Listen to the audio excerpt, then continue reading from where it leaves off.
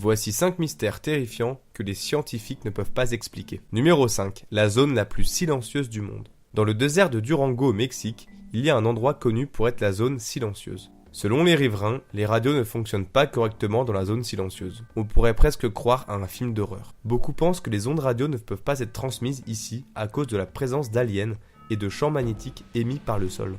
On note également qu'il n'y a aucune activité animale connue, ni aucun oiseau volant dans le ciel de cette zone.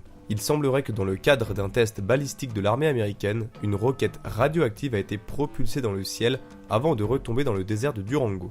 En 1970, des résidus de la fusée ont été découverts et de plus en plus de gens sont fascinés par cette zone silencieuse. Cependant, les scientifiques n'expliquent toujours pas le mystère de cet endroit dont la réputation et les légendes grandissent chaque jour. Numéro 4. Le mystérieux monstre marin australien. L'Écosse a déjà sa légende inexplicable de monstre marin avec le Loch Ness, et maintenant l'Australie aussi avec le Hook Island Monster. La créature sous-marine mystérieuse qui ressemble à un tétard gigantesque aurait été prise en photo par un couple en vacances au large de la côte du Queensland en 1964. Selon le couple, la créature de la mer colossale est venue vers eux et a ouvert sa bouche avant de s'en aller dans les profondeurs. Comme le Loch Ness et d'autres légendes de monstres de la mer, une grande partie des légendes aurait été perdue dans la traduction sur les vraies origines ou la validité du Hook Island Monster. De nombreuses photos différentes du monstre marin peuvent être trouvées sur internet, mais aucune ne peut vraiment prouver ou réfuter l'existence de la créature. Serait-ce une anguille mutante? Un filet de pêche gigantesque? Une chose est sûre, cette légende nous donne la chair de poule. Numéro 3. Le signal radio-alien.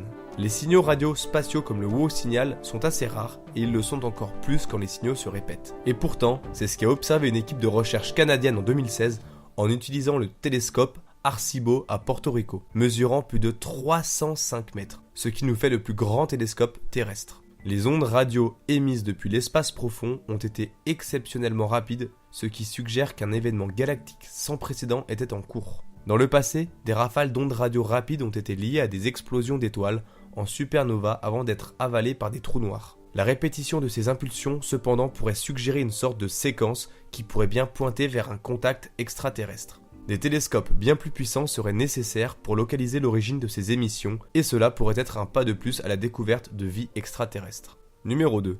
Le Stonehenge australien. Beaucoup d'informations sont connues sur la construction du Stonehenge en Angleterre, dans le Wiltshire, mais la version australienne du Stonehenge est une énigme. D'une part, le site en Nouvelle-Galles du Sud est gravement endommagé et son emplacement exact est resté secret depuis son exploration initiale en 1939. Compte tenu de l'âge estimé de cette ancienne formation de pierre, il est étonnant qu'elle soit toujours debout. Alors que le Stonehenge en Angleterre a été érigé à l'époque néolithique 2500 ans avant Jésus-Christ, l'arrangement de pierres de l'Australie date de l'âge paléolithique, il y a environ 2,5 millions d'années. Des marques et inscriptions sur ces pierres semblent indiquer les premières formes de langage humain. Malheureusement, les ravages du temps rendent une enquête scientifique approfondie impossible. Numéro 1. Flash lumineux céleste, signe d'un tremblement de terre imminent. Les tremblements de terre sont imprévisibles et peuvent facilement dévaster des villes entières sans prévenir. Pourtant, il semblerait que la nature ait mis en place un système d'alerte. Avant un tremblement de terre, des flashs lumineux blancs ou bleus apparaissent dans le ciel,